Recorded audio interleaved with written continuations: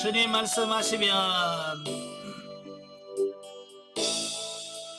주님 말씀하시면 내가 나아가리라. 주님 뜻이 아니면 내가 멈춰서리라. 나의 가고 서는 것 주님 뜻에 있으니 주님 나를 이끄소서. 주님 말씀하시면 내가 나아가리라. 주님 뜻이 아니면 내가 멈춰서리라. 나의 가고 서는 것 주님 뜻에 있으니 주님 나를 이끄소서. 뜻하신 그곳에 나 있기 원합니다.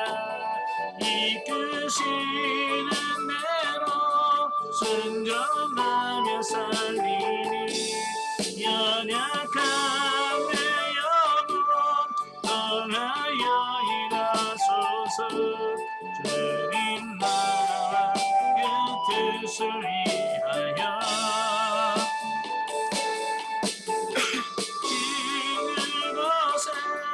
나 있기 원합니다. 이끄시는 대로 순종하며 살리니 연약한 내 영혼 떠나여 일하소서. 주님 나라와 그 뜻을 위하여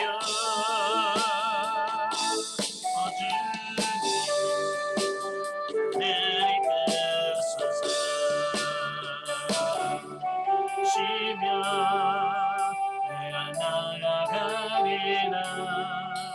주님 뜻이 아니면 내가 멈춰서리라.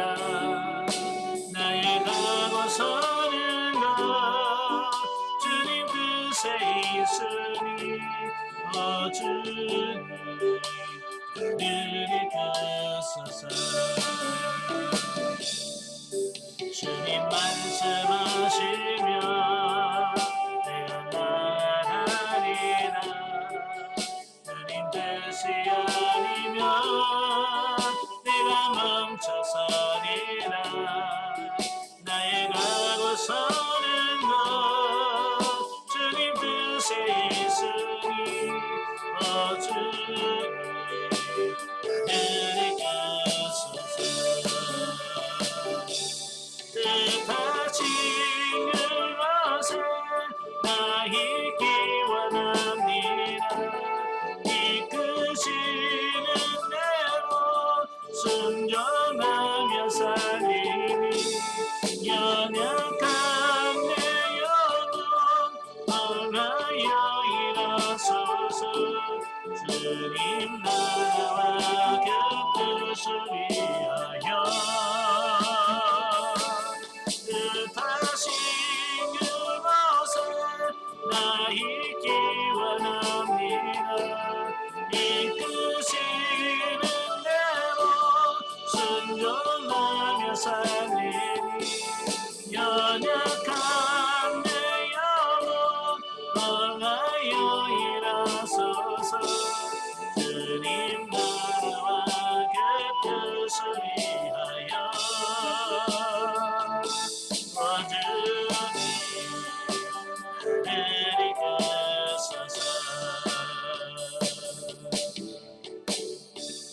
아멘. 자, 오늘 첫째 시간에는요, 그 창세기 출애굽기 책에 있는 이 전단지 있죠?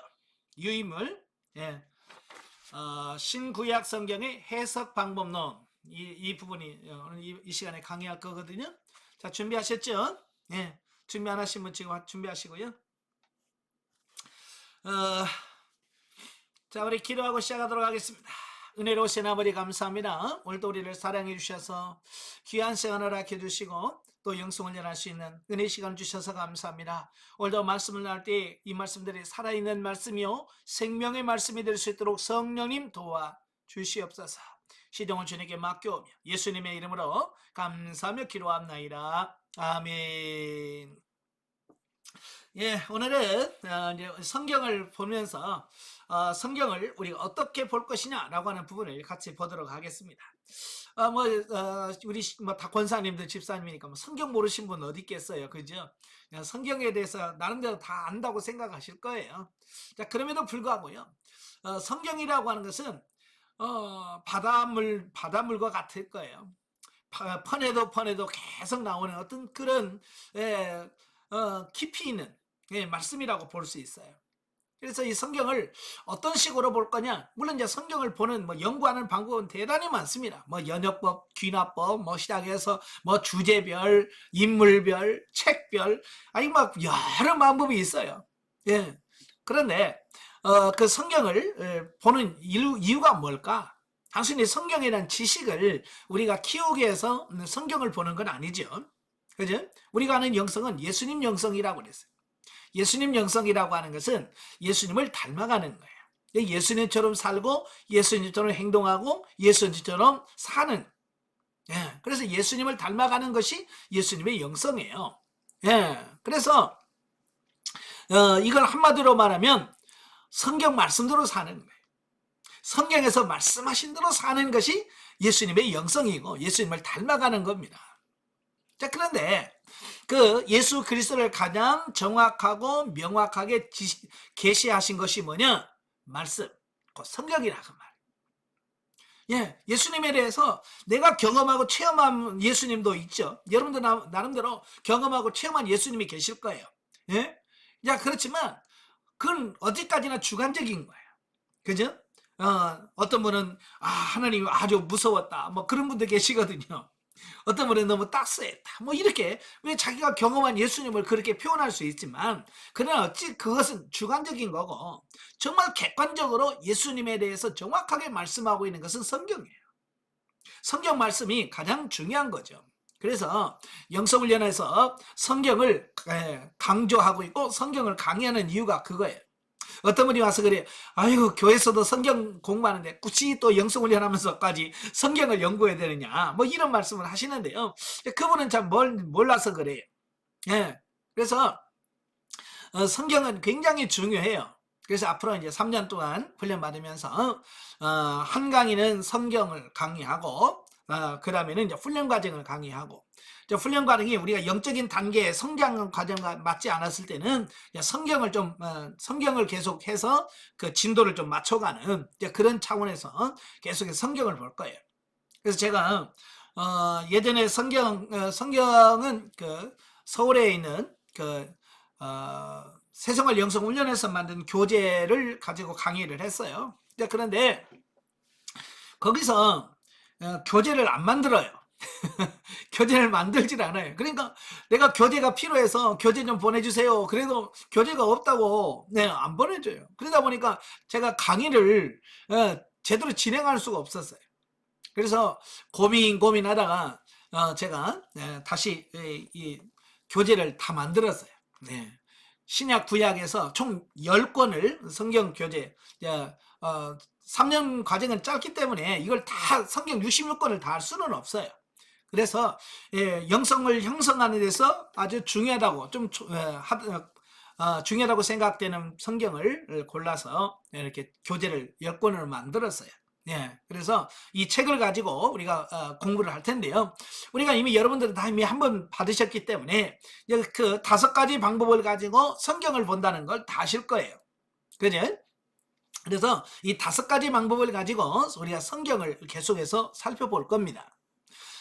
첫째가 이제 서론적 이해라고 할 수 있어요. 성경을 서론적 이해인데, 이 서론적 이해라는 것은 그 성경, 우리가 보려고 하는 그 성경의 가장 기본적인 이해를 하는 거예요.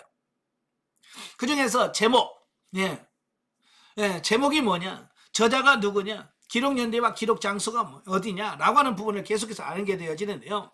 사실은 우리가 성경을 이해하려면 이 서론적 이해를 정확하게 알고 성경을 보는 것이 굉장히 중요합니다.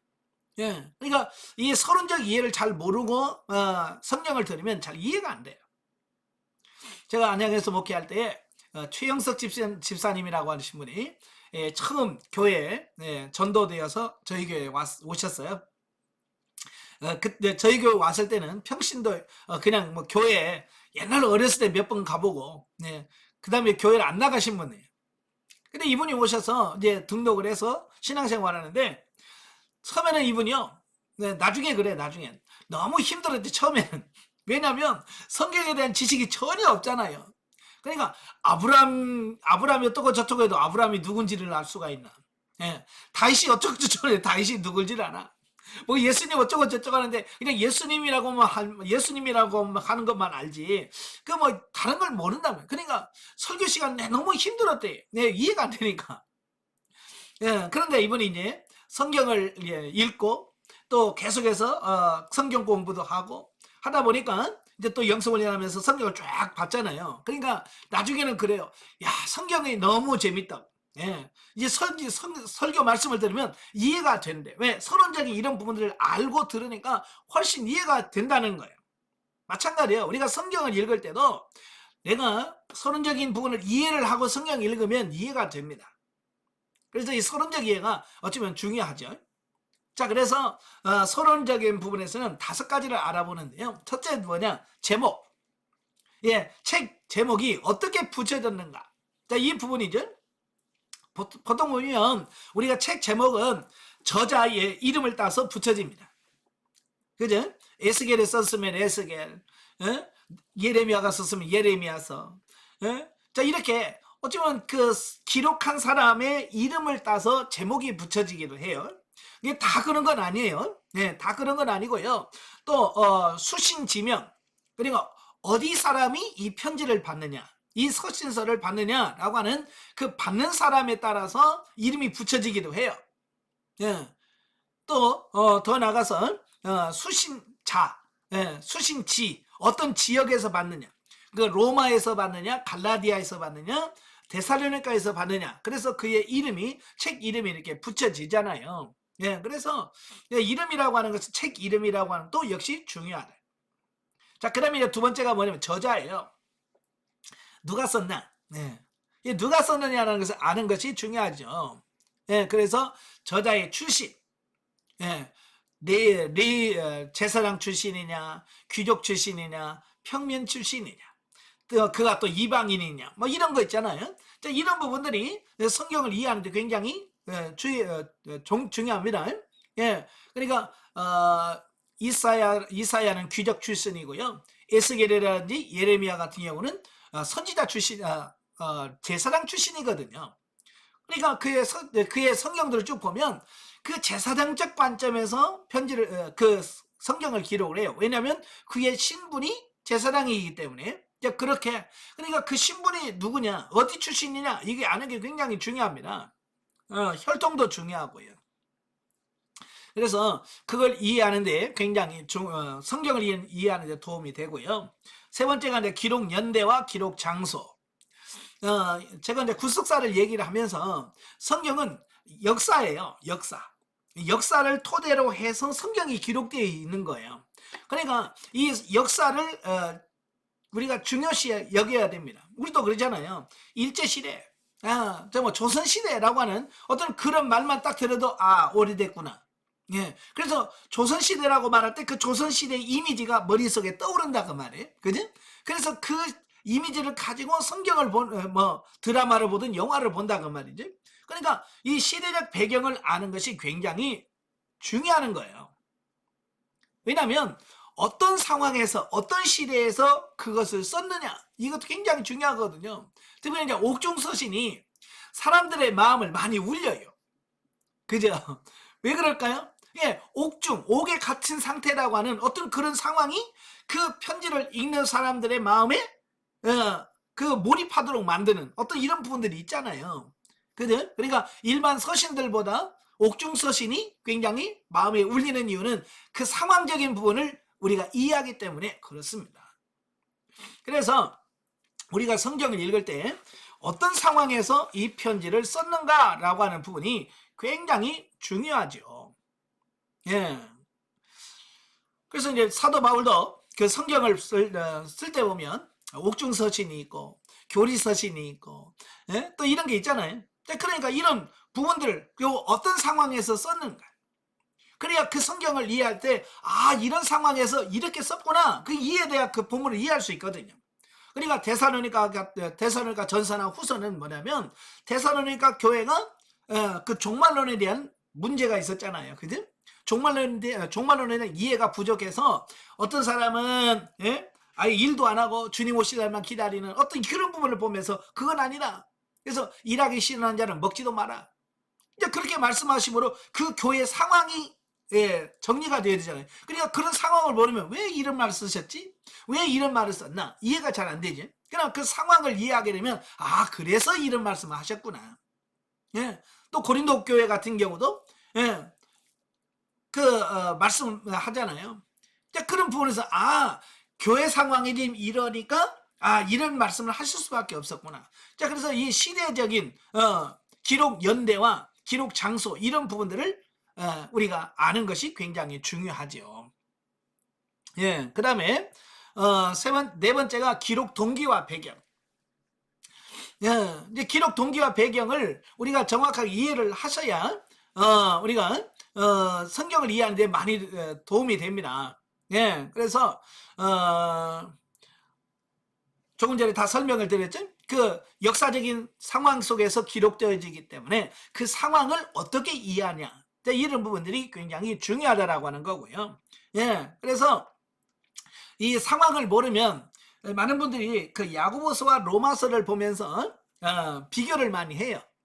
그래서 심지어는 어떤 사람은 야고보서를 지푸라기 서신이라고 이야기를 했어요. 예.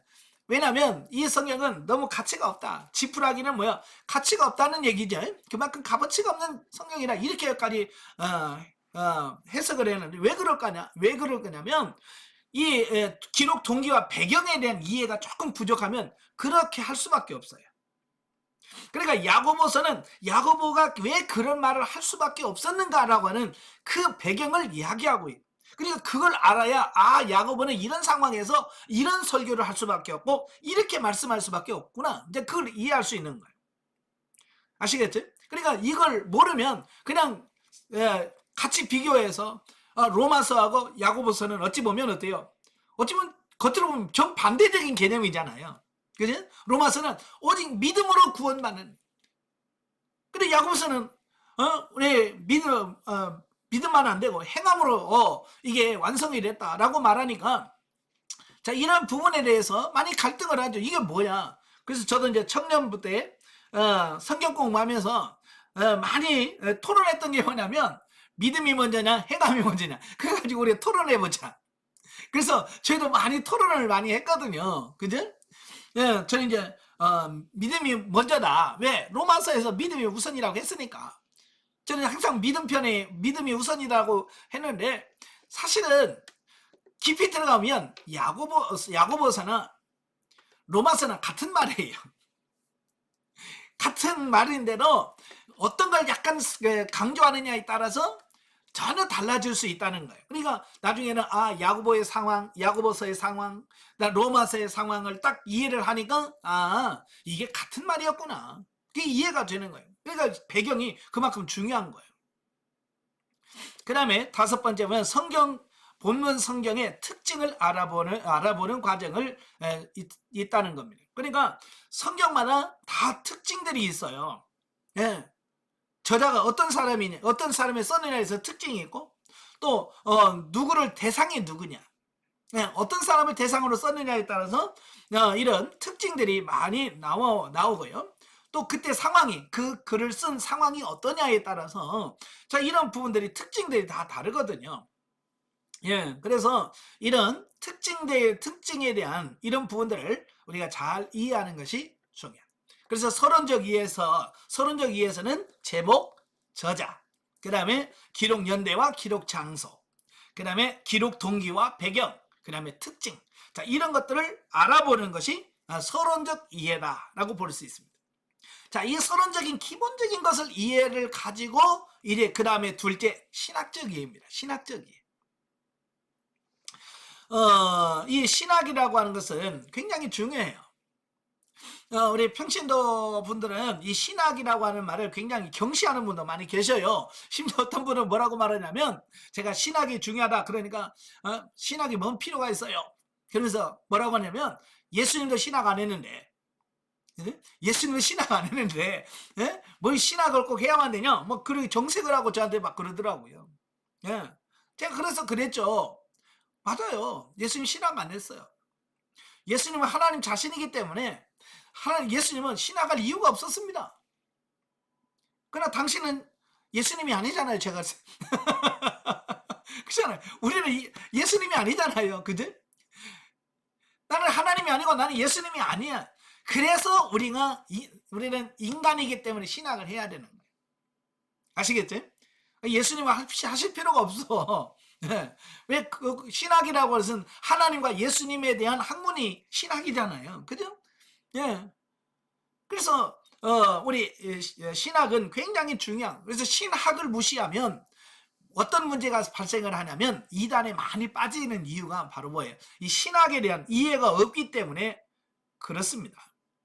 예. 신학에 대한 바른 이해가 없으면 이단에 넘어갈 수밖에 없고, 예? 잘못된 성경을 가르쳐도 그게 옳은지 그른지 분별이 잘 안 되게 돼 있어요. 그래서 이 신학을 아는 것이 굉장히 중요하다. 그래서 본문 성경을 교의신학 및 성경신학적으로 살펴보는 것인데요. 세 가지를 알아봅니다. 신학적으로. 첫째가 뭐냐? 본 성경의 그리스도. 예, 즉 기독론이라고 할 수 있겠죠. 그러니까 성경 66권은 다 주인공이 누구냐면 예수 그리스도예요. 사실 창세기에 예수님이란 말이 나와야 안 나와요? 제 성경에는 없어요. 여러분 성경에는 창세기 예수님 나와야 안 나와요? 예, 안 나와요. 그런데 이 창세기에는 예수님의 모습이 정확하게 드러나 있어요. 예수님의 사역이 나오고요. 예, 그래요. 예수님이란 글자는 없어. 그럼에도 불구하고 이 창세기에 예수님의 모습이 담겨져 있어요. 그래서 이 창세기의 예수님은 어떤 예수님이고, 출애굽기에 나타난 예수님은 어떤 모습이고, 그러니까 성경 곳곳에 모든 성경의 다 주인공은 예수 그리스도예요. 그러니까 그 성경에서 말하는 예수 그리스도가 뭐냐, 어떤 예수님이냐, 바로 이런 기독론을 정확하게 아는 것이 중요하다. 아시겠죠? 예, 그래서 성경마다 예수님의 모습이 약간씩 좀 달라요. 그래서 이 66권이 말하는 예수님을 다 종합을 해야 진짜 예수님의 모습이 나오는 거예요. 그러니까 어느 한 것만 가지고 이게 예수님이다라고 할 수 없는 거예요. 그래서 복음서도 마태, 마가, 누가, 요한 이 사복음서를 딱 종합해야 예수님의 사역이 이런 거구나 라고 이해할 수 있는 겁니다. 예, 사복음서만 가지고도 안 되죠. 창세기부터 요한계시록까지 전체에서 말씀하시는 예수님에 대한 이해가 있어야 예수님이 이런 분이구나 라고. 그러니까 우리는 일부분에만 자꾸 극한된 예수님을 찾아요. 그래서 어떤 분은 막 치유하시는 예수님, 막 그래서 치유만 하면 예수님에 대한 모습만 해서 예수님 마치 치유하시는 예수님만 생각을 해요. 물론 예수님은 치유하셨죠. 그러나 치유만 하신 건 아니잖아요. 그죠? 그러니까 성경 전체를 볼 수 있는 어떤 그런 부분이 중요한 거예요. 자, 그 다음에 두 번째가 뭐냐?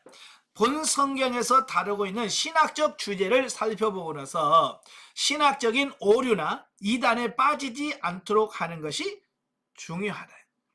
자, 아까도 말했지만 이 신학을 모르면 이단에 넘어갈 수밖에 없습니다.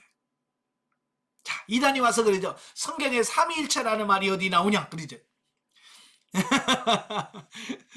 여러분 성경에 삼위일체라는 말이 나와요, 안 나와요?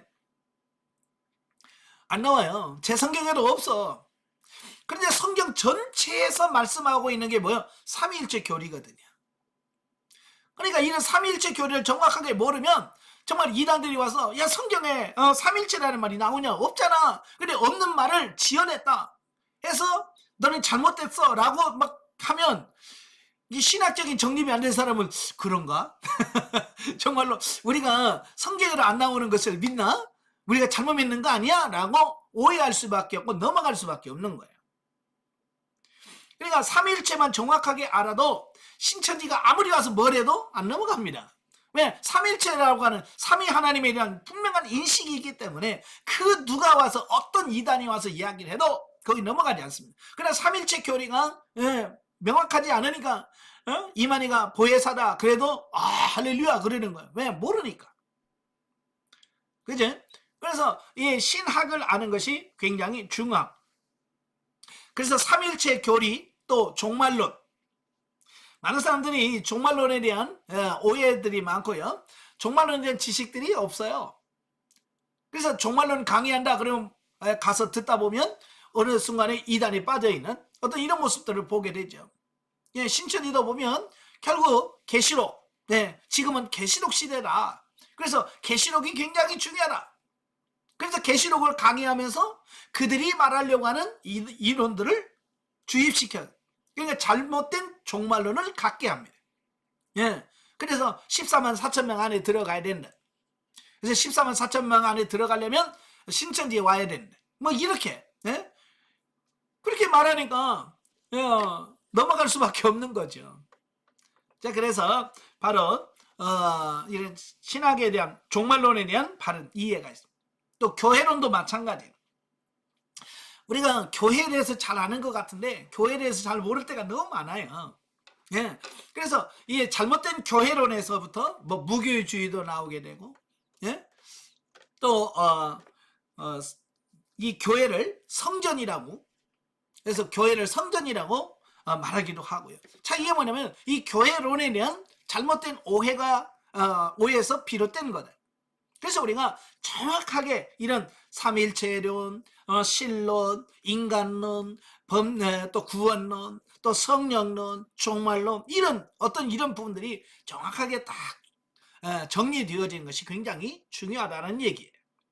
자, 그 다음에 세 번째가 본 성경이 현대의 성도들에게 어떤 영향을 주는지, 또 현대 성도들이 받아야 할 교훈들이 무엇인지를 살펴보는 거예요.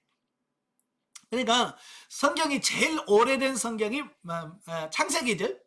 제일 먼저 기록된 게 창세기입니다. 창세기가 언제 기록되냐면 모세가 출애굽할 때가 BC 1446년이에요. 이게 1446년이니까 출애굽한 이후에 모세가 광야에서 기록했을 거예요. 창세기를. 그러니까 지금부터 약 3500년 전에 기록된 거예요. 3500년 전에. 그리고 맨 나중에 기록된 게 요한계시록입니다. AD 90년에서 100년 사이에 기록되는데, 그러니까 창세기부터 요한계시록까지 기록한 기간이 약 1500년입니다. 1550년, 1600년 정도 이렇게 기간이 있고요. 그 기록된서 아무리 빨리 돼도 2000년 전에 기록되어진 말씀들이에요. 그러니까 그 2000년 전에 기록된 말씀이 오늘 우리들에게 어떻게 적용할 수 있을까? 그렇잖아요. 우리가 예를 들어서 이런 거요. 지금 아마 여러분 30년 전에 입었던 옷 입고 나가면 사람들이 뭐라고 할까요? 뭐 아이고 지금 유행이 뭔데 지금 그 구닥다리 옷을 입고 다녀. 그죠? 우리는 불과 30년 전에 입었던 옷 입고 나가면 사람들이 이거 구닥다리다, 구시대다, 넌 유행에 뒤쳐졌어라고 말한단 말이에요. 여러분 이렇게 20년 30년 뒤만 봐도 이렇게 뒤쳐졌다고 얘기하는데 성경은 제일 빠른 게 2000년 전이에요. 그죠? 맨 나중에 기록된 2000년 전이고 빨리 기록된 3500년 전이에요. 그러니까 사람들이 지금 이 시대가 달나라로 왔다 갔다 하는 시기가 우주를 여행하는 시대인데 어떻게 지금 3500년 전의 말씀과 지금과 이렇게 이거 크게 이해가 되냐라고 생각하기 쉬워요. 그지? 그런데 성경을 읽어보면요 기가 막힌 게 뭐냐면 시대를 초월해요. 그러니까 분명히 3500년 전에 기록된 말씀인데 오늘 이 시대에 살고는 우리에게 적용되어지고 우리에게 주신 말씀이라고 말해요. 그죠? 우리가 창세기를 읽으면서 이건 오늘 우리에게 주신 말씀이에요. 오늘 이건 내게 주신 말씀이에요 라고 받아들인다고 말이에요. 왜? 성경은 시간에 이런 것을 초월하기 때문에 그렇다라고 하는 겁니다. 그래서 이런 그러니까 그 전에 기록된 말씀이 오늘 우리들에게 어떻게 적용해야 될 것인가 라고 하는 부분이에요. 근데 많은 분들이요, 나는 말씀대로 살아, 나는 성경대로 살아 라고 해가지고요, 실수하는 게 뭐냐면 문자적으로 적용하는 거예요. 문자적으로. 이게 참 위험한 거예요. 그러니까 예를 들어서 이런 거요, 오늘날도 마찬가지예요. 특별히 하나님의 교회 그 안상홍 증인회, 거기서 뭐라고 말하냐면 성경에 안식일 지키라고 그랬지 어디 주일 지키라고 있냐, 이제 그런 말을 해요. 예? 그게 뭐냐면 그들은 뭘 보냐, 문자적 적용을 얘기해. 문자적 적용. 예. 그러니까 예수 그리스도를 통해서 변혁되어진, 개혁되어진 것을 이해를 못하고요, 계속 문자적으로만 이해를 해요. 문자적으로. 그래서 오늘도 교회에서 율법주의라고 하는 사람들, 율법주의라고 하는 사람들은 뭐냐면 바로 이제 문자적 해석을 해요. 문자적. 물론 성경에는 문자적으로 해석해야 될 부분이 분명히 있어요. 그죠? 문자적으로 해석할 부분이 있지만 모든 부분을 문자적으로 해석할 수는 없습니다. 특별히 오늘날도 이제 주일 성수하는 것도 마찬가지예요. 주일 성수하는 것도 구약에 그 안식일을 이렇게 지켜라 라고 말한 거 그대로 가져와요. 네. 안식일은 일하지 말라, 안식일에 뭐 하지 말라, 안식일에 뭐 하지 말라. 그래서 그걸 딱 해가지고 그걸 가지고 주일 성수하는 법 해가지고 한다면, 물론 문자적인 적용하는 법도 필요하지만 그렇게 하면 율법주의로 흘러가요. 아시겠지? 그래서 그 문자적인 부분하고 예수 그리스도를 통해서 성취하고 완성된 부분, 이 부분을 정확하게 일치를 해서 이것은 우리가 이어받아야 되고, 이런 것은 이 시대가 바뀌었기 때문에 이런 건 안 해도 된다라고 하는 이런 분명한 해석이 필요한 거예요. 이해가 되시죠? 그러니까 이 성경을 오늘날 이 현대적 오늘 우리의 삶에 어떻게 적용할 까 재해석하는, 자, 이런 부분이 굉장히 중요합니다. 예, 그래서 신학적 이해가 중요하고요. 자, 그 다음에 이제 세 번째가 구속사적 이해입니다. 구속사적. 아마 입문과정 첫 시간부터 구속사라는 말을 많이 들으셨죠? 이제 구속사 개념이 이해가 되셨죠? 자, 구속사가 뭐냐면, 자, 죄 타락한 인간을 구원해 가시는 하나님의 역사, 이걸 구속사라고 그래요. 예, 그래서 성부 하나님은 이 구속을 계획 하시고, 성자 하나님은 이것을 성취하시고, 성령 하나님은 이걸 적용 완성하시는 것이다. 예, 그래서 계획하시고 성취하시고 적용 완성하시는 이 삼위 하나님의 역사를 가리켜서 우리가 구속사다라고 하는 겁니다. 예, 그래서 성경은 역사지만, 그죠? 구속사는 역사지만 단순한 역사적 기록물이 아니에요. 아시겠죠? 그래서 오늘날 우리의 구원을 위한 예언과 계시의 말씀이므로 구속사적 견지에서 성경을 볼 수 있어야 한다. 예, 구속사적 관점에서 이 성경을 볼 수 있는 관점이 열려 있어야 돼.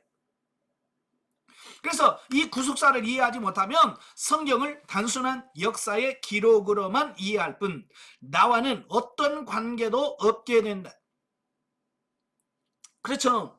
그러니까 성경을 보면서 이건 옛날 이야기, 그죠? 이건 2000년 전 이야기고, 이건 3000년 전 이야기고, 이건 나와 상관없는 말씀이고, 이렇게 돼. 왜? 구속사를 모르니까. 그러니까 성경 구속사를 이해하면요, 성경 모든 역사가 나에게 적용이 돼요. 자, 하나님의 창조, 하나님 빛이 있으라 라고 말씀할 때 거기 계셨던 분 손 들어봐요. 하나님 빛 만들 때 나 거기 있었어, 손 들어봐요. 아무도 없네. 사실 저도 없었어요. 그죠? 빛이 있으라 할 때 아무도 없었어. 아담도 없었고요. 그런데 그 하나님이 빛을 창조하실 때 그 빛은 누구를 위하여 만드셨을까요? 오늘 저와 여러분을 위해서 만든 거예요. 그러니까 하나님의 창조는 곧 나를 위한 창조가 되는 거예요. 그러니까 태초에 하나님의 천지를 창조하시니라. 아멘. 그렇게 되어진 왜? 나를 위해서 만드셨기 때문에 내게 적용되어지는 거예요. 이게 구속사인 거예요. 근데 이걸 모르는 사람들은 아이고 그때 내가 있지도 않았어. 내가 하나님 창조자처럼 나 없었는데 그 나 무슨 상관이야. 예수님이 십자가 죽으셨대 나를 위해서. 언제 나는 그때 없었어. 그러니까 이 성경 말씀을 나에게 적용할 수가 없어. 이 구속사를 모르면 성경 말씀하고 나하고는 별개예요, 별개. 그죠? 예. 그런데 이 구속사를 이해하게 되면 성경 전 역사가 다 나에게 주신 말씀이에요. 제가요, 영성훈련 받고 어느 정도 시간이 걸렸을 때요, 어느 날 제가 출애굽기를 읽었어요. 출애굽기를 읽으면서 그 바로 이야기가 나요. 바로. 그치가 죽겠으면 내가 잘못했다, 나를 용서해주라 막 그러잖아요. 근데 문제가 해결되면 바로가 또 뭐라 그래? 가지 마라 막 그러면서 한단 말이에요. 제가 그 성경 읽으면서 뭐라고 했냐, 아유 이 바보 같은 놈 어떻게 그렇게 무식하냐. 제가 바로를 하는 것을 욕하면서 아 이런 바보 같은 놈 그러면서 막 하고 이런 나쁜 놈이 어딨어 라고 하면서 성경을 읽는데 성령께서 저에게 찾아오셔서 뭐라고 말씀하냐면 바로가 바로 너니라 그러시는 거예요. 나는 바로하고 나하고는 아무 상관이 없다고 생각했거든요. 바로는 저 교회 안 나가는 저거 누구, 정치하는 누구라고 생각만 했어요. 나하고는 아니고 저 북한의 김일성이나 김정은이나 얘네들이 바로지 내가 어떻게 바로야 라고 생각을 했었거든요. 근데 성령께서 뭐라고 말씀하냐면 네가 바로니라 그러는 거예요. 뭐 제가 깜짝 놀랐어요. 이게 뭐지? 그래서 아니 왜 제가 바로예요? 제가 반문을 던지니까 성령께서 뭐라고 말씀하냐면 네 안에 바로의 속성이 있다. 그 속성이 뭐냐? 하나님의 말씀에 불순종하고 하나님을 대적하는 심리, 그게 바로 바로다라고 말씀하시는 거예요. 그러고 보니까 내 안에 하나님의 말씀에 대해서 100% 아멘하지 못하는 부분이 있더라고 말이에요.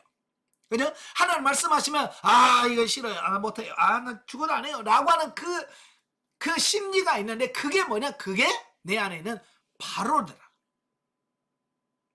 성령께서 그걸 조명해 주시는 거예요. 그래서 그걸 깨닫고 나서 내 안에 하나님을 대적하고 하나님을 반대하고 하나님을 거역하는 이게 바로였구나 라고 하는 것을 인식이 되고 나니까 그 다음부터 성경을 보는데요, 내가 아닌 사람이 없어요. 옛날에는 다윗과 사울 그 부분을 읽으면 나는 다윗이고 나는 사울하고는 관계가 없어. 그제? 좋은 사람은 다 나야. 나쁜 사람은 다 옆에 있는 사람, 우리 남편이 또 꼭 사울이 꼭 우리 남편 같네. 아이고 우리 교회 박집사 같네. 아이고 우리 꼭 누구 같네. 그래서 나쁜 것은 항상 자기하고 적응 안 시키고 자기 교회에서 자기 마음에 하는 사람은 아이고 꼭 김집사 하는 똑같네 하면서 그걸 자꾸 누구에게 돌리지 자기에게 적용을 안 하잖아. 그리고 착한 사람, 좋은 사람은 그거 다 나야 그러잖아요. 저만 그랬나요? 그랬는데 그 바로가 네 안에 있다, 바로 네가 바로다라고 하는 그 주님의 음성을 듣고 나서 보니까 바로 사울이 바로 나고 다윗이 나고 가룟유다 예수님을 팔아먹었던 사람이 나였더라고. 내가 가룟유다처럼 예수님을 팔아먹는 나였더라고. 그러니까 성경을 읽으면서 정말 구구절절히 울면서 읽을 수밖에 없고 하나님께 감사합니다라고 할 수밖에 없었어. 이게 구속사가 그래서 그렇게 중요한 거야. 아시겠죠? 그래서 구속사에는 두 가지가 있다고 그랬어요. 나와 관계없이 하나님께서 창세기부터 쫙 이루어 가시는 역사를 객관적 구속사 그래요. 이건 나와 관계없어요. 그리고 그 하나님이 세우신 그 객관적 구속사가 나에게 적용되어졌을 때 주관적 구속사라 이렇게 말을 합니다. 그래서 우리가 성경은 곧 객관적인 구속사가 주관적 구속사로 적용이 돼야 돼. 즉 이건 내게 주신 말씀이야, 이건 내 말씀이야, 나를 향해서 하신 말씀이야 라고 하는 이런 주관적으로 적용하는 말씀이 되어야 된다 그 말. 아시겠죠? 그래서 객관적 구속사가 주관적 구속사로 바뀌어지는 역사가 여러분의 삶까지 나와야 돼. 아멘. 그래서 얼마나 이게 많이 되느냐에 따라서 내가 영적으로 얼마만큼 성장할 수 있고 얼마만큼 바르게 살 수 있는 거예요. 이게 결정이 될 만큼 이 구속사는 매우 중요하다라고 하는 겁니다. 예. 자, 그 밑에 나오죠. 그러나 구속사를 이해하면 모든 성경이 시대와 공간을 넘어 오늘 나 자신에게 주어지는 말씀으로 인식하게 되고 깨닫게 된다. 예. 이게 굉장히 중요해요. 그래서 성경을 이제 많은 분들이 이제 저는 질문들이 많이 오거든요. 카톡으로 성경 읽다가 궁금한 것도 카톡으로 하면 제가 답해 주기도 하고, 예? 제 안양에서 목회할 때 있었던 집사님도 성경을 1년에 사독 5독씩 해요. 예, 제가 안양에서 목회하면서 그렇게 교육을 시켰거든요. 그래서 그분들이 지금도 성경을 1년에 사독 5독 해요. 제일 많이 하시 6독 하면 1년에 6독. 그러나 성경을 그렇게 읽으면서 이해가 안 되면 전화를 하든지 카톡으로 오든지 꼭 그럽니다. 지금도.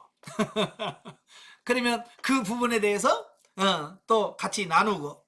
자, 이러면서 저도 어쩔 때는 저도 생각지 못했던 성경 읽으면서 저도 이렇게 생각지 못했던 부분들을 그분들은 또 성경 보다 보니까 또 그런 걸 또 보더라고요. 예. 그러면 저도 또 그렇게도 성경을 이해할 수 있겠구나 라고 해서 폭이 좀 넓혀지기도 하고. 예. 어쨌든 이렇게 성경을 많이 보게 되면서 그분들이 한결같이 고백하는 게 뭐냐면 내게 주신 말씀이에요. 예, 내 말씀이에요 라고 고백하더라고요. 자, 여러분도 성경이 이 구속사를 이해하게 되면 나에게 주신 말씀으로 연결되어진다는 걸 꼭 기억하시면 좋겠습니다. 자, 넘겨서 넷째, 영적 이해입니다. 영적 이해. 성경의 내용 중에 보면 비유와 모형 계시로 기록된 것들이 많이 있습니다. 그러니까 이것은 비유다라고 꼭 말은 안 해도 그 말씀 자체가 비유적으로 기록된 게 너무 많아요.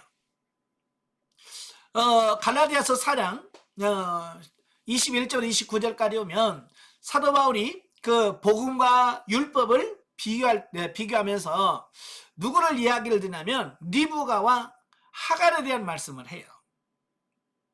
네. 그러니까 두 여자가 있다. 아브라함의 부인이 하갈이 있었고 리브가가 있었잖아.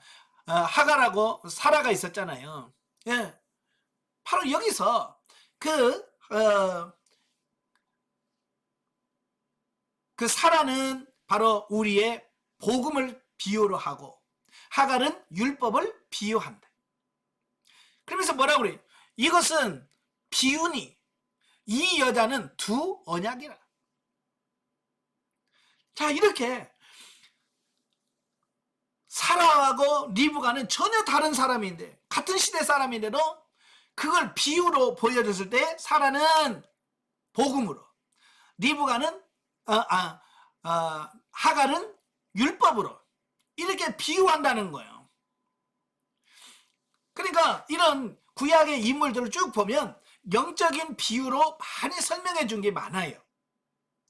다시 말해 영과 육으로 비유하는 인물들이 많아요. 특별히 그 다윗과 사울은 우리의 육신을 비유하고 다윗은 우리의 영을 비유합니다. 또 이삭의 아들 에서와 야곱도 마찬가지예요. 에서는 육신을 예표하고 야곱은 영을 예표합니다. 그래서 하나님이 에서를 미워하고 야곱을 사랑했다라고 말할 때 우리는 이제 이런 비유를 모르면 하나님은 야곱을 좋아했구나, 에서를 미워했구나, 거기까지밖에 안 가요. 근데 왜 하나님이 에서를 미워하고 왜 야곱을 사랑했지? 야곱이 뭘 말 잘 들었나? 그렇게만 생각한다 그 말이에요. 그죠? 예. 그런데 야곱이 사실은 외적으로 내세울 게 하나도 없는 사람이 야곱이에요. 자기 아버지도 인정 안 한 사람이 누구냐? 야곱이에요. 그러니까 이런 거야. 창세기 25장에 보면 그 리브가의 뱃속에서 둘이 막 싸워요. 그러니까 리브가가 하나님께 기도하죠. 이게 어찌 된 겁니까? 라고 하나님께 기도하니까 하나님 뭐라고 그랬어요? 아, 내 태중에 두 국민이 있구나. 예, 큰 자가 작은 자를 섬기리라 그랬어요. 이 말은 무슨 말이에요? 하나님은 나는 이미 작은 자를 선택했다. 이미 태중에서 그가 뭐 착하게 살고 나쁘게 살고를 떠나서 태중에 있는 애들이 무슨 죄를 졌겠어요? 뭘 했겠어요? 그죠? 그런데 하나님은 이미 그 중에서 택했단 말이에요. 작은 자를 선택했어요. 이삭도 그걸 기억하고 있을 거예요. 아마 여러분도 자녀 낳을 때 태몽 꿈 꿨다. 그 태몽 쉽게 잊어버려요? 안 잊어버려요? 예? 자기 자식 낳으면서 태몽 꾸신 분 계셔? 예, 예, 있을 거예요. 있으면 그걸 안 잊어버려. 이게 시간이 40년, 50년이 가도요, 그 태몽은 안 잊어버려요. 왜? 너무 중요하기 때문에. 그러니까 이삭도 그가 임신 중에, 자기의 부인이 임신 중에 하나님 음성을 들었으니 이삭도 그걸 쉽게 잊어버리겠어요? 못 잊어버리죠. 기억하고 있습니다. 그런데 이제 축복을 해야 될 시기가 왔어요. 그런데 이삭이 에서에게 그러잖아요. 너 가서 사냥해서 별미를 만들어서 가져와라. 내가 그걸 먹고 내가 너를 축복해 주겠다. 자, 거기서 왜 이삭이 하나님께서 분명히 작은 아들을 선택했으며 작은 아들을 통해서 하나님의 역사를 하실 걸 알면서도 왜 에서에게 그런 말을 했겠는가라고 하는 부분이에요. 여러분 그런 고민 안 해보셨어요? 예, 이 이삭이 하나님 음성을 들었음에도 불구하고 아무리 비교하고 뭘 해도 야곱은 아니에요. 야곱 얘는 구속사를 이룰 만한 인물이 안 돼. 얘는. 그래서 그 이삭이 하나님 말씀을 알지만 야곱에게 기름 부으려고 했던 이유가 자기 생각이 아니라고. 자, 제가 봐도 그래요. 야곱 보세요. 뭐 하나 더 있습니까? 70이 넘었는데도 불구하고 장가도 못 가고, 예?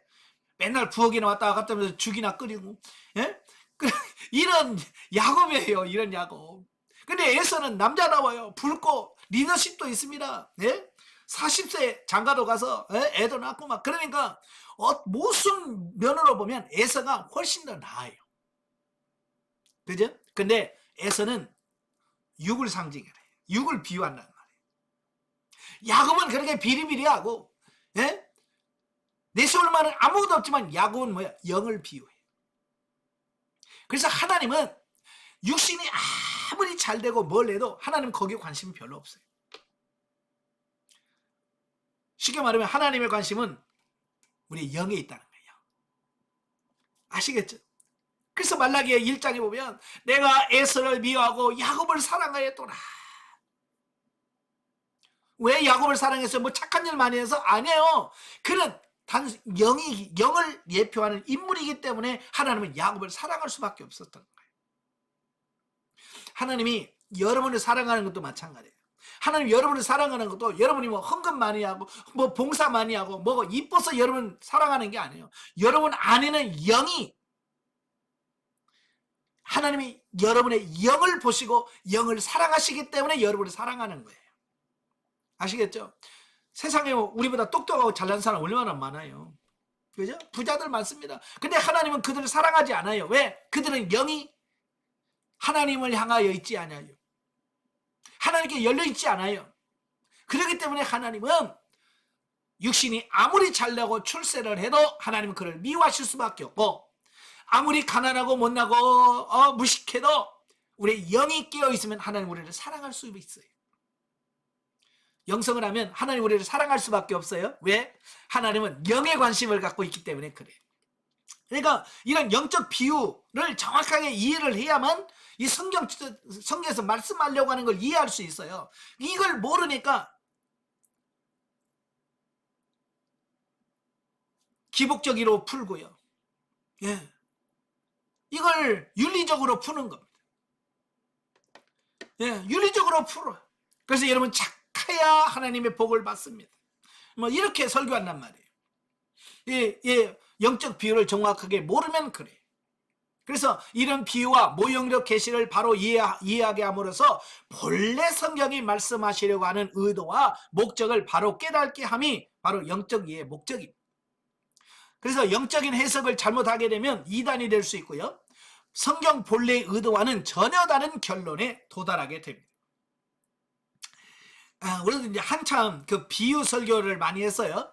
예, 그래서 근데 이 비유가 알레고리카라는 어떤 이런 비유가 참 많아요. 근데 그 비유를 알레고리카란 그 비유를 그대로 사용한 사람이 누구냐면 신천지의 이만희예요. 그러니까 성경에서 말씀하려는 비유를 찾아야 되는데 성경에서 말하는 비유가 아니라 자기들이 하고 싶은 말을 비유로 꾸며내는 겁니다. 아시겠죠? 이게 중요한 거예요. 비유풀이라고 해서 성경 하나님이 뭘 말씀하시려고 하는지 그걸 찾아내는데 그 하나님이 말씀하는 걸 찾지 않고 자기가 생각하는 그것을 어떻게 풀어가야지, 그래서 그걸 비유를 풀어가는 게 신천지의 비유풀이입니다. 그래서 비유를 풀어도 정확하게 풀어야지. 예. 그게 야 이게 진짜 이해가 잘 되네 그랬다고 해서 그건 잘 되는 게 아니에요. 성경에서 뭘 말씀하시려고 하는 거예요. 그죠? 그래서 성경에서 말씀하려고 하는 그 의도, 그걸 정확하게 파악하는 게 영적 비유에서 제일 중요한 부분입니다. 그래서 앞으로 이런 부분들을 찾아가보면 창세기에서부터 그렇게 영적에 대한 말씀이 계속해서 나오는 이 부분을 볼 수 있고요. 자, 다섯 번째가 본문이해입니다. 자, 본문이해는 성경, 신구약 성경은 다 장이 있고요. 단락이 다 있잖아요. 그래서 단락을 나누어 가면서 여기서 말씀하려고 하는 의도가 뭐며, 또 성경의 원저자이신 성령님의 뜻을 바르게 찾아 해석해 하여 줌으로써 성경 말씀이 성도들의 삶의 현장에서 바로 적용하도록 돕는 그 역할을 하기 위해서 본문 이해를 하게 됩니다. 자, 그래서 이 서론적 이해, 신학적 이해, 구속사적 이해, 영적 이해를 하고 본문을 읽으면 훨씬 더 본문을 이해하고 깨닫는데 유용하다.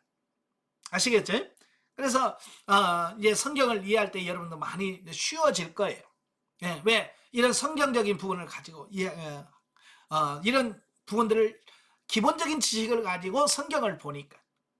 예, 그러니까 신학교에 들어가면 뭐 성경이 뭐 신학교 들어간다 특별히 뭐 성경 뭐 하는 게 아니에요. 바로 이런 거, 이걸 체계적으로 공부한다는 거예요. 그러니까 신학교 들어가면 저자가 누구이고 뭐 동기가 무엇이고 이런 걸 계속해서 한단 말이에요. 그러니까 이런 걸 이해하고 본문을 보니까 이해하고 깨닫는 폭이 좀 넓어질 수밖에 없는 거예요. 그래서 여러분들도 이제 앞으로 이런 선언적 신학적 이런 구속적 이해를 하고 성경을 보면 이전에 깨닫지 못했던 그런 부분들을 깨닫게 되어지는 그런 분들을 경험하게 되실 겁니다. 예. 자, 그다음에 한 가지 더 추가한다면 수료 후에 있는 성경 연구 방법입니다. 그러니까 우리가 이제 훈련 과정, 3전 과정에는 이 5가지 방법을 가지고 우리가 성경을 봅니다. 그러나 이것도 다 완벽하지는 않아요.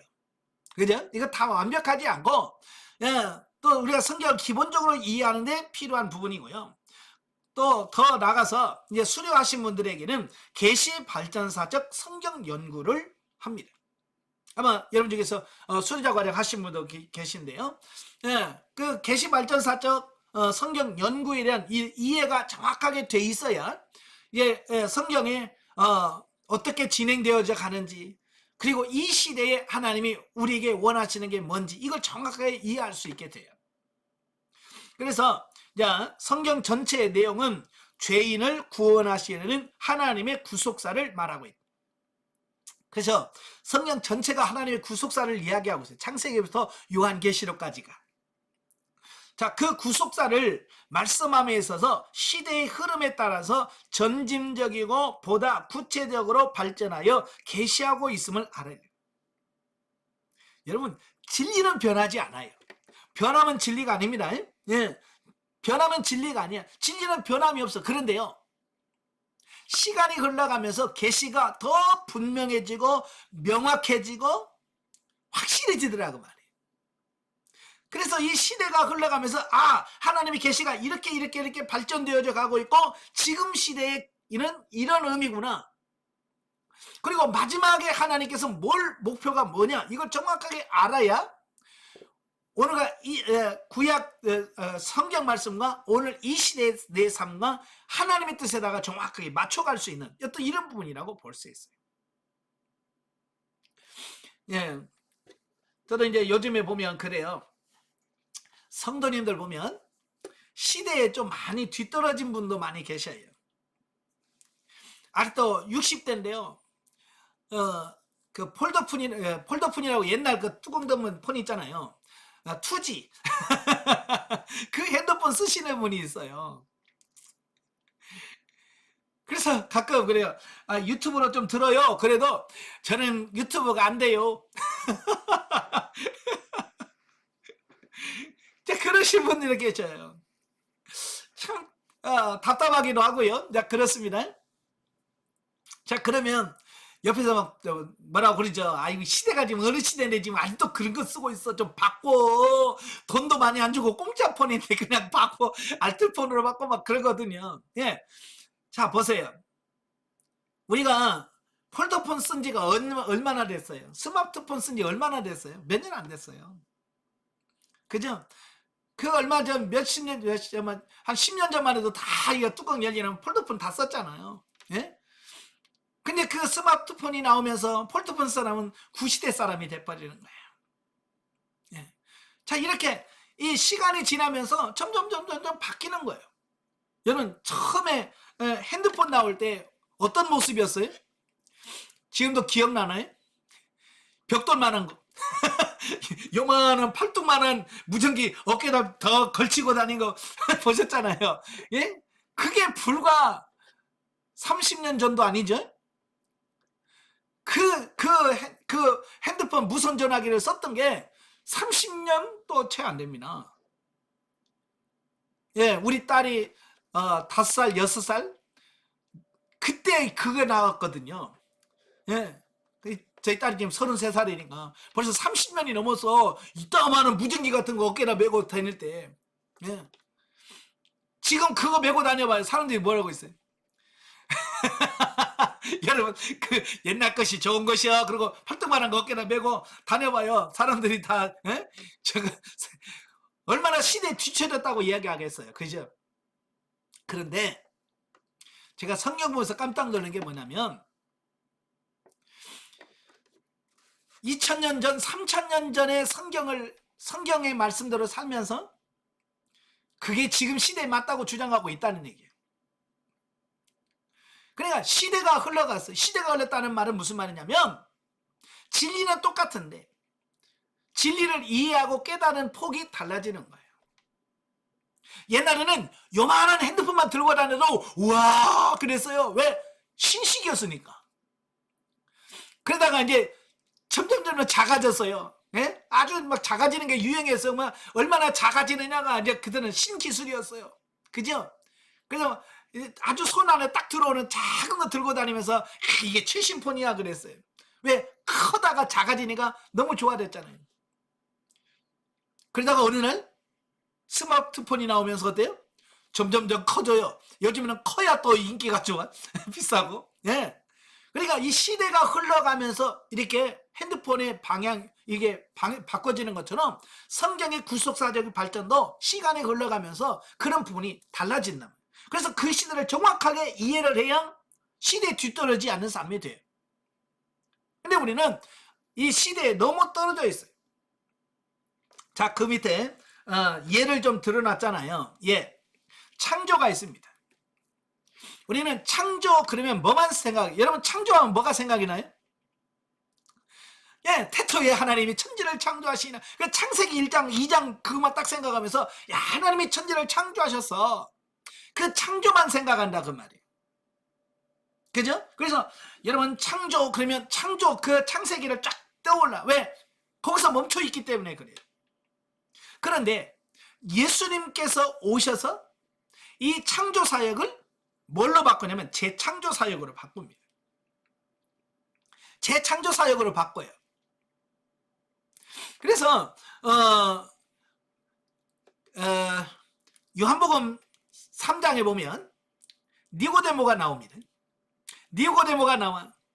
그 니고데모가 와서 내가 어떻게 해야 영생을 얻을 수 있습니까? 라는 질문을 던질 때 예수님께서 니고데모에게 뭐라고 말씀하냐면 거듭나지 아니하면 하나님 나라에 갈 수가 없다 그래요.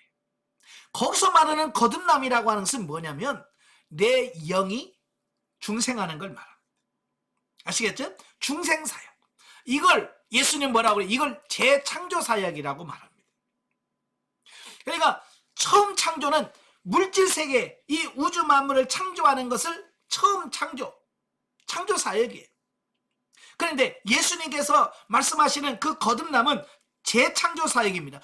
영혼이, 죽었던 영이 다시 살아나고 거듭나는 사역을 재창조사역이라고 얘기합니다.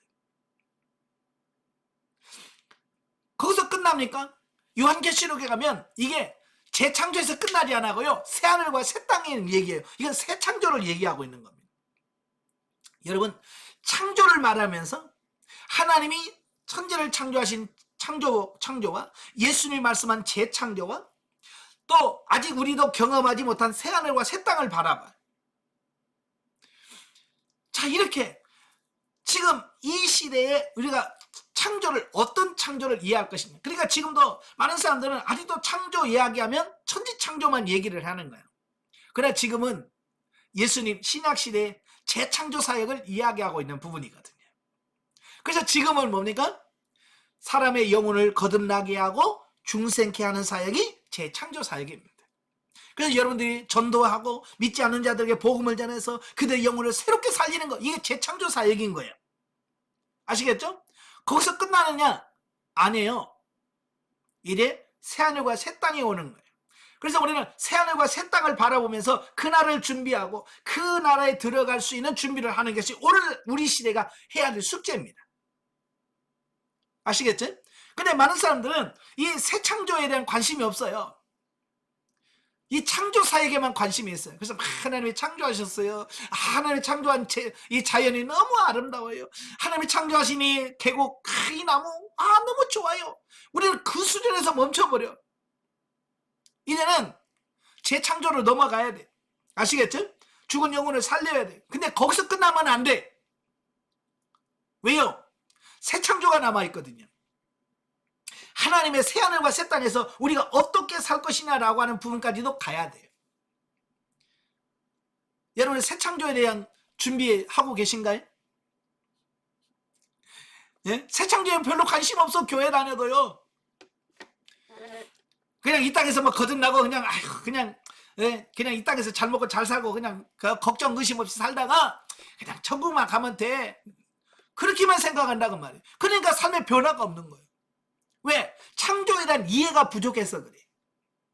천지 창조와 재창조와 새 창조에 대한 부분이 이해가 돼야 돼. 이해가 되시죠? 자, 그 다음에 두 번째가 나와요. 그리스도. 자, 그리스도는 성경에서 제일 먼저 그리스도가 나온 게 어디냐면 여자의 후손에 대한 약속이에요. 그죠? 범죄하고 타락한 인간에게 내가 너희를 구원해 주겠다라고 하면서 하나님이 약속한 게 여자의 후손입니다. 여자의 후손인데 시간이 흘러가면서 아브라함의 씨, 내 씨로 말미암아 천하 만민이 복을 얻으리라. 근데 그 씨가 바로 메시아를 의미하고 있어요. 그리고 나서 그 씨 중에서 나중에 어디로? 유다 지파로 넘어갑니다. 야곱의 홀, 유다의 그 홀이 너에게 떠나지 않을 것이다. 그래서 유다 지파를 선택합니다. 그래서 여자의 후손에서 아브라함의 씨에서 유다 지파 중에서 또 다윗의 후손이라고 하는 점점 명확해져요. 메시아가 점점 이렇게 해줍니다. 그 다음에 이사야 가면 처녀가 아들을 낳을 것이니 그래서 그 이름을 임마누엘이라 할 것이다. 예수님의 출생이 여자의 후손, 여자의 후손이 얼마나 많습니까? 그죠? 근데 그 많은 중에서 아브라함의 후손은 확 줄어. 아브라함의 후손도 많죠? 계속 늘어가는데 거기서 유다 지파로 확 줄어. 또 유다 지파 중에서 다윗의 후손으로 또 줄어. 그래서 점점 예수 그리스도에 대해서 어때요? 명확해져 가는. 그러면서 결국은 마태복음 1장에 보면 요셉과 마리아의 통해서 예수 그리스도께서 탄생하시는 겁니다. 자, 이렇게 시대가 가면서 점점 명확해져 가요. 분명해진다 그 말입니다. 그러니까 이 성경을 보면서 여자의 후손을 보면서 예수 그리스도까지를 쫙 꿰뚫어 볼 수 있는 이런 눈이 열려지셔야 돼요. 아시겠죠? 자, 한 가지 더 우리가 좋아하는 복에 대한 개념을 함께 보겠습니다. 이 복, 여러분 복하면 생각나는 게 뭐예요? 그저 잘 먹고 잘 사는 거죠. 그죠? 돈 많고 출세하고 성공하는 거 이걸 복이라고 생각합니다. 이게 보통 보면 이걸 현세적인 복을 우리가 복으로 인식을 합니다. 그래서 구약은 주로 현세적인 복을 이야기하고 있어요. 그러니까 복 좋아하신 분은요 신약 안 읽습니다. 구약을 좋아해요. 왜 그럴까요? 구약의 복은요 현세적인 복입니다. 그죠? 하나님이 아브라함에게 복을 주셨으므로 거부가 됩니다. 그러니까 구약에서는 하나님의 복은 주로 눈에 보이고 물질적이고 현세적인 땅에 있는 이런 복으로 많이 주어져요. 그러니까 축복 설교를 하려면 구약을 가지고 설교합니다. 왜? 현실적인 부분이 너무 명확하니까. 그래요. 그게 신약 시대로 넘어오면서 복의 개념이 물질적이고 현세적인 복에서 바뀌어집니다. 뭘로 바뀔까요? 영적인 복과 신령한 복으로 바뀌었죠. 그러니까 많은 분들이 복을 좋아하는데 그래서 신약 시대로 복 그러다가 많은 분들이 복 좋아한다고 해서 그 마태복음 5장에 팔복을 딱 있습니다. 팔복 읽으면서 와 진짜 복이다 그런 사람 봤어요? 못 봤어요? 여러분도 마태복에 그 팔복 읽으면서 와 진짜 이 복이 진짜 복이다 뭐 감격해 본 적 있어요? 없어요? 대본이 그래. 에이 이게 무슨 복이야? 에이 이게 무슨 복이야 이거? 그래서 복 좋아했다가 마태복음 그 팔복 이야기 듣다가 아니야 다시 구약으로 넘어가서 하나님 이 땅에서 부자가 되게 해주세요. 사업 잘 되게 해주시고요. 돈 많이 벌게 하시고요. 출세하고 성공하게 하시고 자녀들 팍팍 내서 자녀들 축복해 주시고 이렇게 간단 말이에요. 왜? 신약시대는 예수님 당시는 영적인 복이고 신령한 복으로 복의 개념이 바뀌어버려요. 근데 그게 우리 마음에 안 들어. 그러니까 복의 개념이 신약시대로 넘어가야 되는데 못 넘어가. 대부분의 교회 성도들이 어디 복에 머무르냐? 구약적 복, 현세적인 물질적인 복에 딱 개념에 머물러 있어요. 대부분이 마찬가지예요. 아마 여러분 중에서도 아직도 복 받아라 그러면 뭘 생각합니까?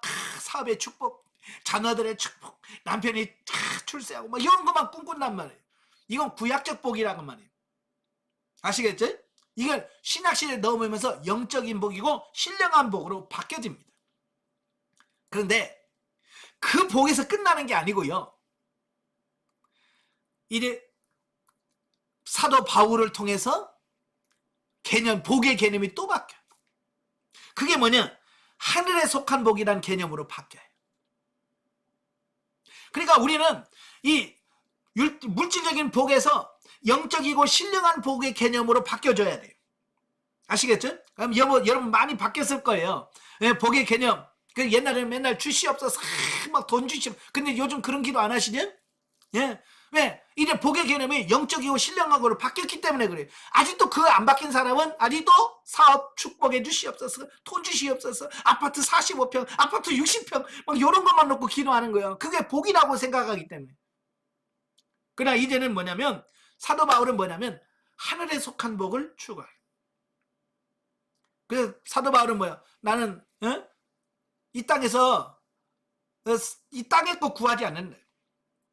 하나님의 나라에 가서 받을 상, 그죠? 위에서 받을 상을 위하여 나는 달려가노라 그랬어요. 이 땅에서 누리려고 하지 않았어요. 그죠? 그래서 사도 바울은 어때요? 열심히 돈 벌어가지고 어때요? 성도들은 다 써. 막 목회하면서 다 쓰고요. 다 베풀어요. 왜? 그래야 하늘에 속한 복으로 취할 수 있기 때문에 그런 거예요. 바울이라고 자기 집 갖고 싶지 않았겠어요? 그죠? 자기도 남부럽지 않게 살아보고 싶은 얘 인간인지라. 그러나 하늘의 복을 딱 쳐다보니까 그게 의미가 없다는 걸 깨달은 거예요. 그래서 그런 땅의 것에 대한 미련을 버렸어요. 현세적인 복을 버렸어요. 그리고 하늘에 속한 복을 바라보면서 그는 기도하면서 갔어요. 이 구속사를 이해를 해야 이 시대에 원하는 게 뭐니 이걸 정확하게 이해할 수 있어요. 아시겠죠? 그러니까 오늘 신앙생활 하면서도 특별히 영성훈련 하면서도 아직 이 복의 개념이 바뀌지 않은 사람들이 너무 많아요. 만약에 구약적 개념의 복, 현세적인 복음만 가지고 생각해보면 예수님 복받은 사람입니까? 저주받은 사람입니까? 구약적 개념만 가지고 보면 예수님 진짜 저주받은 사람이요. 구약적 개념으로 보면 예, 장가를 갔어요. 뭐 후손을 낳기를 했어요. 짐이 있기를 했어요. 예? 뭐 오래 장수를 했습니까?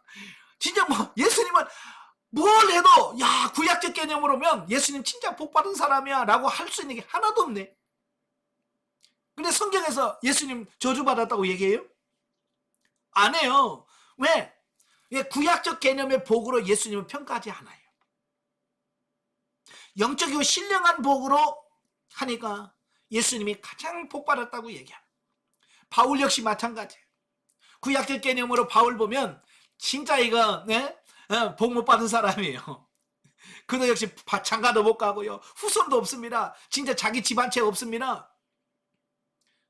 근데 성경 어디서 바울을 저주받았다고 누가 그래요? 안 해요. 왜?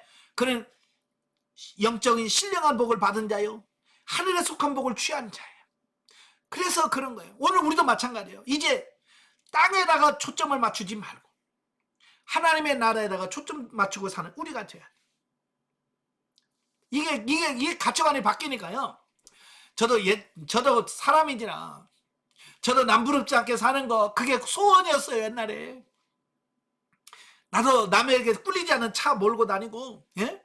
나도 좀 큰 집에서 떵떵거리며 사는 게 제 목표요. 꿈이었어요. 어릴 때부터 그게 꿈이었어요.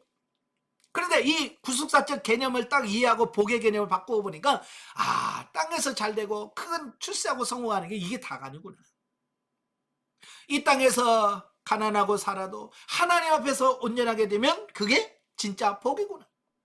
이걸 깨닫는 겁니다. 제가 지난 시험에도 그랬죠. 부자와 거지 나사로.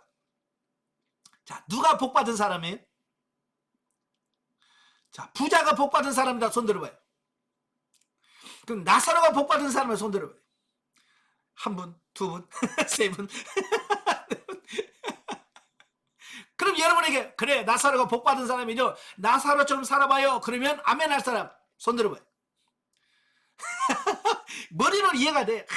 나사로가 그렇게 가난하게 살아서 천국에다가 누렸대. 거기까지는 가는데 너 나사로처럼 살아봐. 그러면 그거 싫어요. 살아서는 부자처럼 살고요. 죽어서는 나사로처럼 살기를 원합니다. 이런단 말이에요. 이게 뭐냐? 이 복의 계시 발전사적 이게 모르는 사람들이 하는 거예요.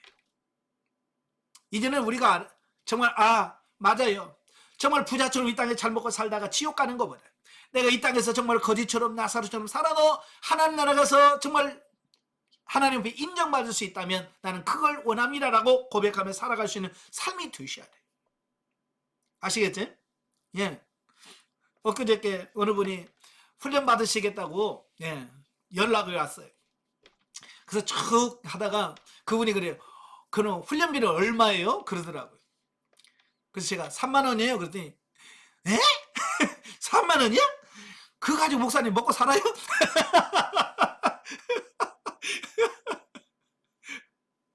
하긴 영성훈련하면 꽤 이게 비싸고 돈 많이 받을 거라고 생각을 하고, 이게 이제 물질 때문에 약 많이 생각을 했었나 봐요. 그런데 제가 3만 원이에요. 그래서 3만 원 했더니, 그거 갖고 목사님 먹고 살아요? 뭐 후원자 많아요? 그러니까 그걸 어떻게 다 설명을 합니까? 예, 저는 목적이 얼마를 많이 받아서 누려지는 게 목적이 아니고, 영적으로 세워서 하나님 나라의 상을 쌓는 게 제가 목표예요. 그러니까 이게 바뀌니까 그렇게 되어지는 거예요. 만약에 제가 여러분들에게 뭘 물질로 많이 받아가지고 내가 뭘 잘 먹고 잘 살려면 3만 원 가지고 되겠어요? 제가 24년 전 영성훈련 받을 때 훈련비가 5만 원이었어요. 물가가 얼마나 올랐어요? 그런 걸 따지면 지금은 많이 받아야죠. 근데 그런 의미가 없어요. 이 복의 개념이 현세적인 복, 영적인 복, 신령한 복을 딱 따지고 보니까 그게 그렇게 중요한 게 아닌 거예요. 그래서 이 복의 개념이 바뀌어지셔야 돼요. 아시겠죠? 그래서 이런 계시발전사적인 부분을 이해를 하고 성경을 봐야 이 시대에 어떤 삶을 살아가야 하는지를 우리가 이해할 수 있다라는 겁니다. 아시겠죠? 자, 이렇게 해서 이제 앞으로 성경 연구는 이렇게 한다라고 하는 것을 기억하시고요. 자, 한 10분 남았는데요. 자, 창세기 교재 보겠습니다. 자, 이 원리에 의해서 이제 강의가 진행되어집니다. 자, 창세기 5페이지를 보시면 서론적 이해가 나와요. 서론적 이해. 자, 서론적에서 5가지를 우리가 본다고 그랬죠. 첫째 뭐예요? 제목. 본서의 히브리어 제목은 태초에라는 뜻을 가진 베레시트라는 말입니다. 그러니까 히브리어 성경에는 이 창세기 제목이 베레시트라고 기록이 되어 있어요. 이 말은 베레시트라고 하는 말은 태초에 그런 뜻이에요. 자, 여러분 찬송가에 보면 찬송가 제목을 그 찬송가 곡의 첫 가사를 제목으로 우리가 붙였잖아요. 그죠? 하늘 가는 밝은 길이, 그게 제목이에요. 왜? 처음에 하늘 가는 밝은 길이 있기 때문에. 바로 히브리 사람들은 책을 제목을 붙일 때 특징이 있어요. 그 처음 나오는 단어나 문장을 제목으로 붙이는 그런 문학적인 관례가 있었어요. 그래서 태초에 베레시트라는 말이 처음 나와. 그러니까 베레시트다라고 이름을 붙였던 거예요. 그런데 이제 70인역이 나오는데요. 70인역은 뭐냐면 그 히브리어 성경을 헬라어로 번역합니다. 히브리어 성경을 헬라어로 번역을 해. 구약 성경을 헬라어로 번역을 하는데 바로 70명의 장로들이 번역을 했다. 그래서 70인역이라고 하는 별명이 붙여져 있습니다. 바로 이 70인역에서는 우주의 기원이라고 하는 뜻을 가진 게네시스 코스무라고 하는 제목으로 붙였어요. 그래서 게네시스라고 하는 말은 기원, 계보, 세대라고 하는 어떤 그런 의미를 가지고 있습니다. 그래서 이제 그 70인역부터 게네시스 코스무라고 하는 이 제목을 붙였고요. 이제 그게 라틴어 성경으로 번역되고 또 영어 성경으로 번역되고 또 우리 한글로 번역을 하면서 세상 창조의 기록이다. 그래서 창세기다라고 이 제목이 붙여졌습니다. 이해가 되시죠? 자, 그 다음에 저자. 저자는 모세오경의 저자는 우리가 의심할 법 없이 다 모세라고 알 수 있죠. 그래서 특히 모세오경의 첫 책인 창세기는 창조 및 족장 시대의 다양한 내용들을 담고 있는 바, 하나님의 영감을 받지 않고 해박한 지식을 갖추지 않은 사람이 본서를 쓴다는 것은 전혀 불가능하다. 그죠? 어지간한 사람은 창세기 못 씁니다. 그래서 하나님이 왜 모세를 낳자마자 나일강에다가 버리게 하시고 그 나일강에 버려진 모세를 그가 왕궁으로 들어가게 해서 왕궁에서 그 공주의 아들이 돼서 40년 동안 궁중에서 그 모든 학문을 배우게 하셨을까? 왜 그랬을까요? 바로 이 창세기와 같은 성경을 기록하고요.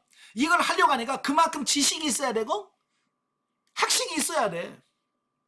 그래서 하나님께서는 그렇게 모세를 궁중에 들어가서 최고의 학문을 연구하게 하신 겁니다. 자, 이유가 다 있어요. 자, 하나님은요 이렇게 준비해가지고 쓰셔. 저도 이제 목사님들 사역을 보면 그래요. 그러니까 목사님들도 사역이 다 똑같은 거 아니잖아요. 예, 그 사람마다 그 자라온 환경이나 여러 가지 이런 부분들이 이 목회 사역의 방향이 많이 바뀌어집니다. 어려웠던 사람들은 그 어려운 사람 돕는 사역을 하게 되고, 예, 많이 그래요. 제가 아는 목사님은 젊었을 때, 예, 술을 그렇게 많이 먹었대요. 예, 술에 쩔었던 사람이에요. 근데 그분이 예수님 만났어. 변화를 했어요. 그래서 목사가 됐어요. 그럼 목사가 되고 나니까 자기와 똑같은 사람, 알코올 중독자들, 이런 사람들 전도하고 그들 세우는 사역을 하게 되는 거예요. 예? 그러니까 하나님은 그 사역을 하도록 하시려고 미리 그렇게 준비시켜 놨던 거거든요. 그래서 가끔 상담하면서 목사님 우리 아들이 이래요 그러면 아이고 걱정하지 말아요. 하나님 또 그 사역 하시려고 미리 또 다 훈련시키네요. 뭐 걱정하지 말아요. 예, 다 이런 과정들이 있어요. 자, 그래서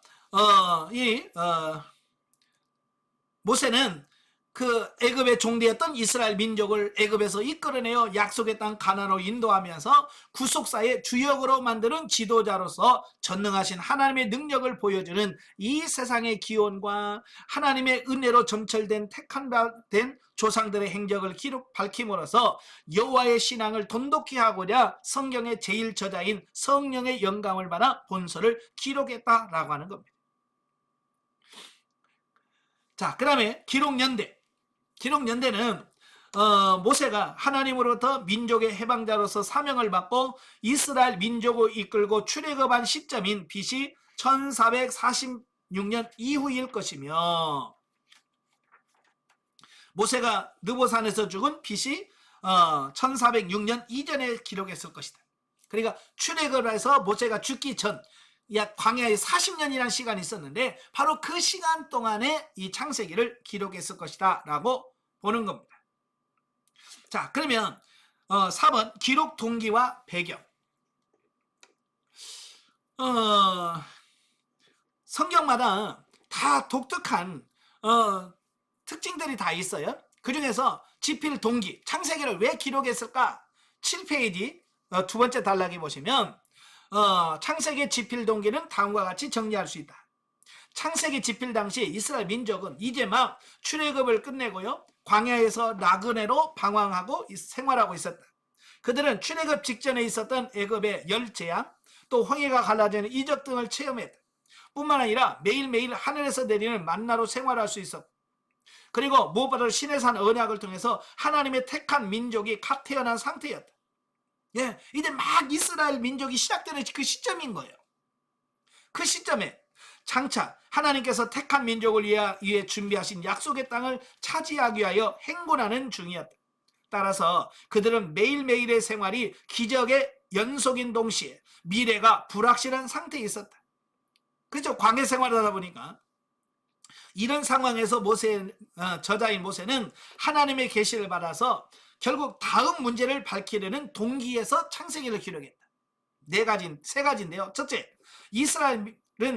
이스라엘을 선민으로 삼아주신 하나님은 어떤 하나님입니까? 예, 바로 우리를 부르신 그 하나님은 어떤 하나님인가? 그걸 설명을 해야 되고, 또 이스라엘은 어떤 경로로 선택된 민족이 되었는가? 또 어떤 경로로 가나안은 이스라엘에게 약속의 땅이 되었는가 라고 하는 부분을 명확하게 이해를 해야 할 필요성이 있었다는 얘기예요. 그죠? 왜 가나안에 가야 되는데 왜 우리가 하나님의 선민이야? 라고 하는 분명한 그게 있어야 신앙생활 할 거 아니에요. 그래서 그 부분을 명확하게 밝히기 위해서 이 창세기를 썼다라고 하는 겁니다. 예, 즉 창세기는 이상의 문제를 밝힘으로써 본서의 1차 수신자인 광야의 이스라엘 백성들에게 과거의 구속사를 잘 이해할 때 오는 미래에 대한 확신과 소망을 주고자 집필했다라고 하는 겁니다. 우리도 알고 가는 것과 모르고 가는 것의 차이가 있잖아요. 그죠? 모르고 가면 얼마나 불안합니까? 그래 알고 가면 뭐 좀만 가면 되겠네. 이러니까 편안하잖아요. 성경도 마찬가지. 알고 하나님의 뜻을 정확하게 알고 가는 것과 모르고 가는 것의 차이가 있습니다.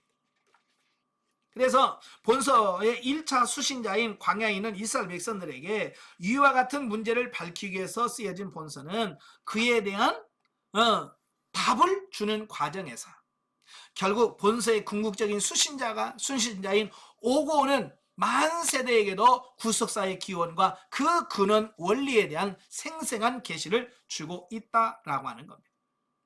그래서 이 창세기를 모르면 구속사를 몰라요. 그죠? 창세기를 알아야 구속사가 이해가 되고 왜 우리가 하나님을 믿어야 되는지, 왜 우리가 하나님을 따라야 되는지 이 부분이 창세기가 없으면 몰라요. 왜 우리가 하나님을 믿어야 됩니까? 태초에 하나님 우리를 창조하셨거든요. 우리는 하나님께로 왔습니다. 그리고 우리는 다시 하나님께로 가는 거예요. 그러니까 창세기를 알아야 이 인생의 모든 문제가 풀려요. 그래서 이 창세기가 그런 답을 해주고 있다라고 하는 겁니다. 그래서 8페이지 맨 밑에 창세기 특징을 보면 5가지 특징이 있는데요. 5가지 특징은 한번 쭉 읽어보시면 이해가 되는 부분이니까요. 한번 시간 내서 한번 쭉 읽어보시면 좋겠습니다. 자, 오늘 여기까지고요. 다음 시간에는 10페이지서부터 28페이지까지 신학적 이해를 다음 시간에 하니까요. 이 부분을 꼭 읽어오시면 되겠습니다. 아시겠죠? 네, 기도하겠습니다. 하나님 아버지 감사합니다. 오늘도 우리를 사랑하셔서 귀한 말씀을 듣게 하셔서 감사합니다. 우리가 성경을 바라보는 우리의 관점들이 바뀌어지고 새로워지는 귀한 역사가 있도록 도와주시옵소서. 우리가 앞으로도 성경 말씀을 배우고 공부할 때 우리 영적 지각을 열으셔서 알게 하시고 생각나게 하시고 깨닫게 하옵소서. 시종을 맡겨오며 예수님의 이름으로 감사하며 기도합나이다. 아멘. 하나님께 오늘입니다.